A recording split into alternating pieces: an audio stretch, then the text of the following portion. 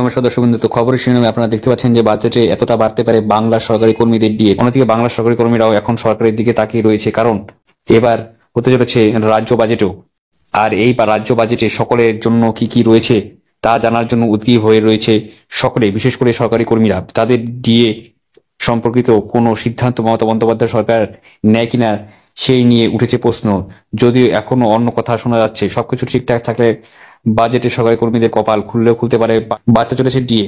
মাসের পর মাস এবং বছরের পর বছর কেটে গেল, বকেয়া ডিএ বা বর্ধিত মর্গ ভাতা বৃদ্ধির দাবিতে বাংলা সরকারি কর্মীরা কিন্তু সরকারের বিরুদ্ধে বিক্ষোভ দেখিয়ে চলেছে।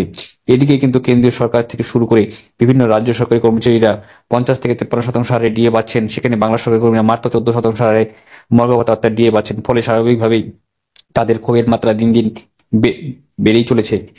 সেই সঙ্গে চলেছে একের পর এক বিক্ষোভ আন্দোলন। তবে এবার শোনা যাচ্ছে যে বাংলা সরকারি কর্মীদের ডিএ বৃদ্ধি সম্পর্কে আলোচনা করছে রাজ্য সরকার। হ্যাঁ, ঠিকই শুনেছেন, ষষ্ঠ বেতন কমিশনের আওতায় এবার সকলের ডিএ বৃদ্ধি হতে পারে। চলতি বছরের বাজেটে বাংলা সরকারি কর্মীদের ডিএ বৃদ্ধি সম্পর্কে রাজ্যের অর্থ দপ্তরের অন্তরে জোরালো আলোচনা চলছে বলে জানা যাচ্ছে। একাধিক রিপোর্ট উঠে আসছে, বাজেটে কত শতাংশ ডিএ বাড়ানো হবে তা নিয়ে অর্থ দপ্তরের অভ্যন্তরে আলোচনা চলছে।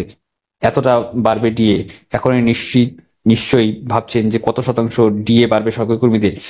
অর্থ দপ্তরের একটি মহলের তরফে দাবি করা হচ্ছে যে 1 লাফে 4% থেকে 6% হারে মর্গ ভাতা বাড়তে পারে। উল্লেখ্য, 2023 সালে 25 ডিসেম্বরে রাজ্য সরকারি কর্মীদের 3% ডিএ বৃদ্ধি করে এরপর 2024 সালে রাজ্য বাজেট পেশের সময় সরকারি কর্মীদের মহার্ঘ ভাতা এক ধাক্কায় 4% বাড়ানো হয়। তারপরেও সরকারি কর্মীদের বিক্ষোভ আন্দোলন অব্যাহত রাখেন।